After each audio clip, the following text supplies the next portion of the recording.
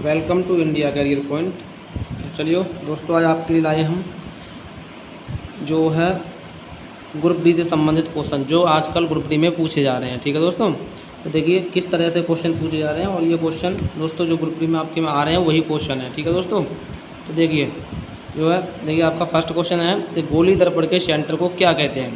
तो देखिए गोली दर्पण के सेंटर को क्या कहते हैं, ये सेंटर होता क्या है। देखो जैसे गोली दर्पण है, यानी जैसे दर्पण होता है हमारा, एक होता है उत्तल दर्पण और एक होता है अवतल दर्पण। जैसे ये हमारा अवतल दर्पण है, तो अवतल दर्पण जो होता है हमारा वो क्या होता है, अंदर धंसा हुआ होता है। ठीक है, इस तरह से ये उत्तल यानी ये अवतल दर्पण हो गया हमारा।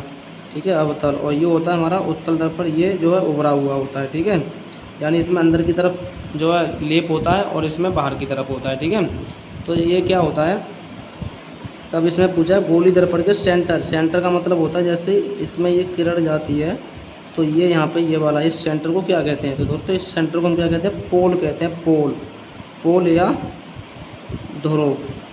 ठीक है, इसे पोल बोलेंगे या ध्रुव बोलेंगे। अब देखिए नेक्स्ट क्वेश्चन दे रखा है ऐसे ही कि पृथ्वी पर किसी द्रव्यमान 80 किलोग्राम है, यानी पृथ्वी पर किसी पिंड का द्रव्यमान 80 किलोग्राम है, तो बताएं चंद्रमा पर उस पिंड का द्रव्यमान कितना होगा। ये आपको पूछ रखा है। तो देखिए हम तुम्हें बता दें कि पृथ्वी पर किसी पिंड का द्रव्यमान 80 किलोग्राम है, 80 किलोग्राम है। तो देखिए ये द्रव्यमान की बात कर रहा है, ये आपको याद रखना कि ये किसकी बात कर रहा है, द्रव्यमान, और द्रव्यमान ही इसलिए ये पूछा है। तो द्रव्यमान हमेशा सब, यानी कहीं पर भी पूछ ले तो हमेशा सब जगह द्रव्यमान क्या रहता है, सेम रहता है। तो यानी ये पृथ्वी पर बोला 80 किलोग्राम, तो चंद्रमा पे इसका द्रव्यमान कितना होगा, तो इसका चंद्रमा पे भी दोस्तों जो द्रव्यमान 80 किलोग्राम ही होगा। ठीक है, अच्छा बता दें कि ये रहता क्यों है। देखिए अब ये जो है जो भार की अगर यहाँ पे द्रव्यमान की जगह अगर भार लिखा होता तो इसका जो है चंद्रमा पर वजन चेंज हो जाता। यानी जो है पृथ्वी का चंद्रमा पर जो वजन होता है वो पृथ्वी का जो चंद्रमा पर जो वजन होता है वो इसका 1/6 होता है। ठीक है, ये भार होता है। और द्रव्यमान की बात करें तो द्रव्यमान सब जगह क्या रहता है दोस्तों, सेम रहता है। ठीक है, तो चलिए देखिए चलते नेक्स्ट क्वेश्चन है आपका कि अगर किसी अवतल दर्पण में 10 सेंटीमीटर दूरी पर कोई वस्तु रखी है, यह है अगर किसी अवतल दर्पण में 10 सेंटीमीटर दूरी पर कोई वस्तु रखी है और उसकी फोकस दूरी 20 सेंटीमीटर है, तो प्रतिबिंब की दूरी कितनी है। तो दोस्तों प्रतिबिंब की दूरी पूछ रखी है। तो देखिए दोस्तों करना क्या है इसमें कि ये दर्पण से 10 मीटर दूरी पर रखी है, तो ये यू का मान दे रखा है कितना, 10 सेंटीमीटर, ये यू होता है। ठीक है, और फोकस दूरी एफ होती है, एफ दे रखा है कितना, 20 सेंटीमीटर। तो इसमें पूछ क्या रखा है, इसमें वी का मान पूछा है, हमें वी का मान निकालना है कि वी का मान क्या है। ठीक है, तो दोस्तों देखिए फॉर्मूला होता है हमारा 1/v। ठीक है, 1/v प्लस 1/u बराबर 1/f। ये दोस्तों आपका क्या होता है, फॉर्मूला होता है। ठीक है, तो दोस्तों ये हमें वी का मान निकालना है, तो फॉर्मूला हमारा ये हो गया। अब देखिए दोस्तों करना क्या है हमें, तो अब हमें करना है, हमें किसका मान निकालना है, वी का। तो 1/v बराबर हो जाएगा ये 1/f, ये u उधर चला जाएगा तो 1/u, ये हो जाएगा v। अब अच्छा एक बात और बता दें कि इसमें क्या होता है, अवतल दर्पण की बात करें अगर, तो अवतल दर्पण में जो है तीनों मान क्या होते हैं, नेगेटिव में लिए जाते हैं।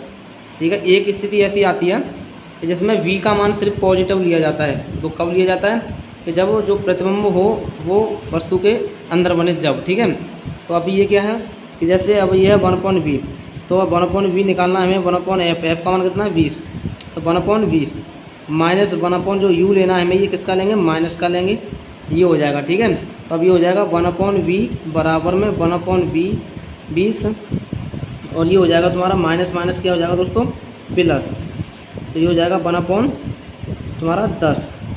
ठीक है दोस्तों, 1/10 हो जाएगा, इसका एलसीएम ले लेंगे अब।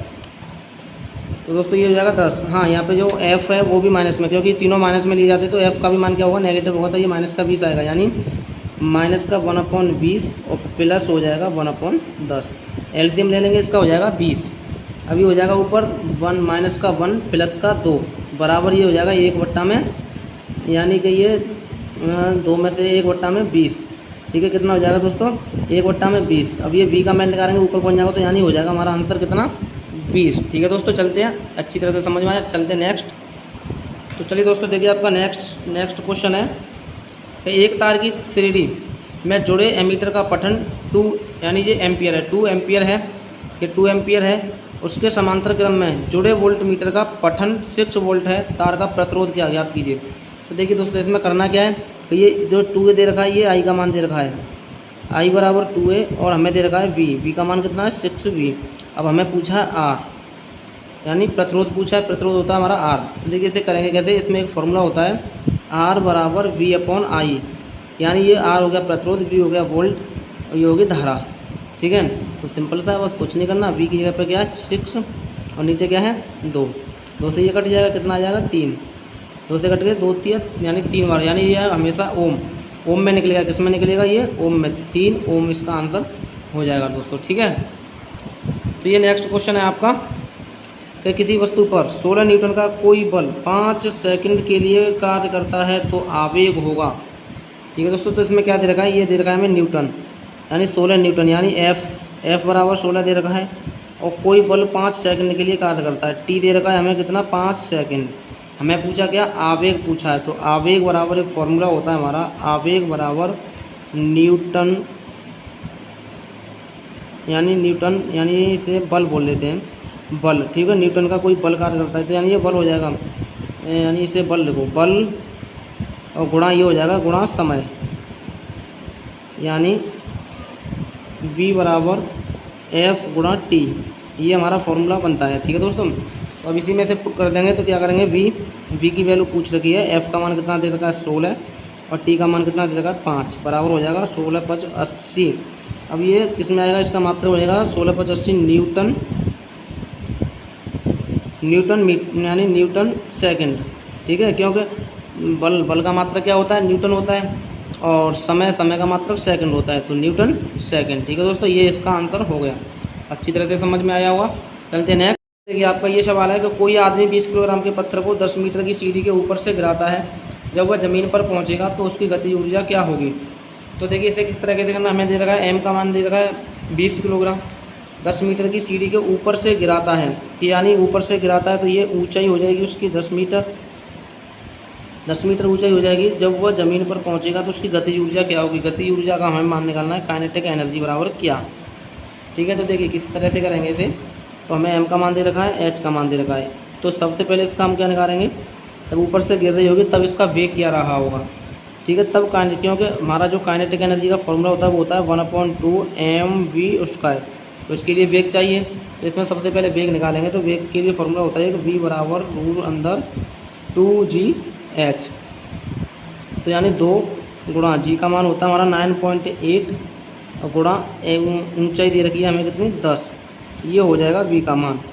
ठीक है दोस्तों, तो देखिए इसे यहाँ पे सॉल्व करो या मत करो कोई दिक्कत नहीं है, यहाँ पे मत करो, इसे सीधे के सीधे यहाँ पे रख दो, तो इससे क्या आसानी होगी कटने में।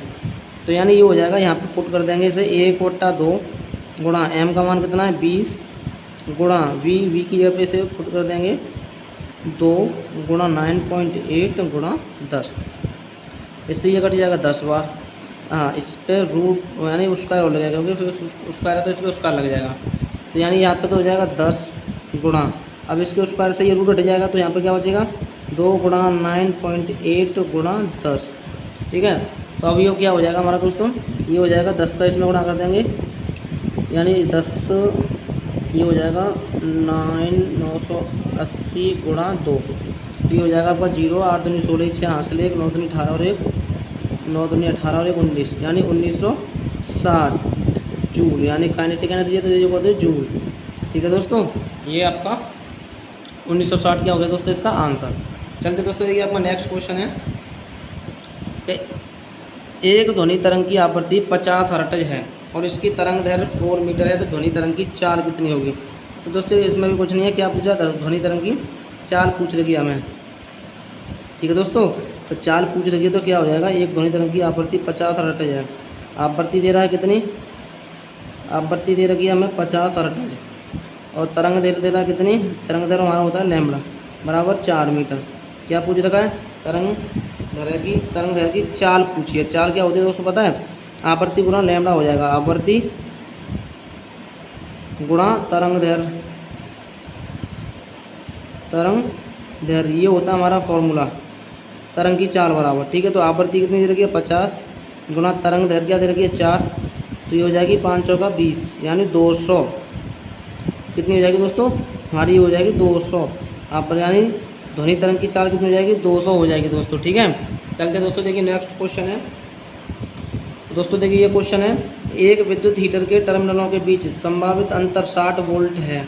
संभावित अंतर पहले क्या जाएगा, 60 वोल्ट है। जब यह स्रोत से 4 एम्पीयर की धारा खींचता है, ये क्या खींच रहा है, 4 एम्पीयर की धारा खींच रहा है दोस्तों। यदि संभावित अंतर बढ़कर यानी इतने से बढ़कर कितना हो जाएगा, 127.5 वोल्ट हो जाए तो हीटर क्या धारा खींचेगा, ये पूछ रखा है। तो दोस्तों कुछ नहीं है, सिंपल, जैसे मैथ करते हैं उस तरीके से कर सकते हैं। यानी हमें 60 वोल्ट दे देगा, ये 4 एम्पीयर की धारा खींचता है, तो यानी 4 की वैल्यू ये है, 4 बराबर में 60। यहाँ से 1 रेशियो की वैल्यू निकालेंगे, कितनी आ जाएगी, 15। तो हमें क्या पूछ रखा है ये कि 1 यानी 127.5 वोल्ट हो जाए तो हीटर क्या धारा खींचेगा। ठीक है दोस्तों, यानी कितने की दे रखा है दोस्तों, तो यानी 1 की रेशियो, तो इसमें 1.25 बट्टे में, यानी इतने की धारा निकालनी, इतने में कितने खींचेगा, तो बट्टे में क्या कर देंगे, 15 का इसमें भाग दे देंगे, 15 × 120 यानी 7 बचेंगे, 0.75 यानी 8.5 एम्पीयर की क्या खींचेगा दोस्तों, धारा। तो दोस्तों मुझे लगता है कि आपको आज की क्लास अच्छी तरह से समझ में आई हुई हो दोस्तों। इसी तरह से दोस्तों आपको आगे भी मिलती रहेंगी। आगे क्लास देखने के लिए चैनल को लाइक करें, सब्सक्राइब करें।